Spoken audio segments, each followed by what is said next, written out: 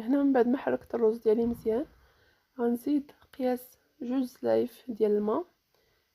المقدار اللي درتو ديال الرز كديروا الدوبل ديالو ديال الماء. القضيه معروفه عند كلشي تبارك الله.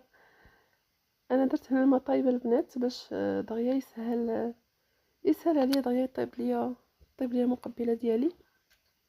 صافي كنحركها واحد شويه وكنخليها حتى تتغلى وكنغطي عليها.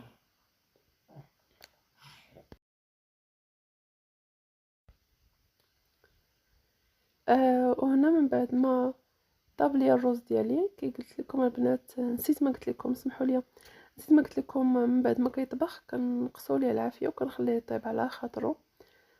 صافي دابا غنزيد القياس اللي عندي ديال الزبده. كي قلنا معلقه كبيره ديال الزبده، الزبده اللي كناكلو.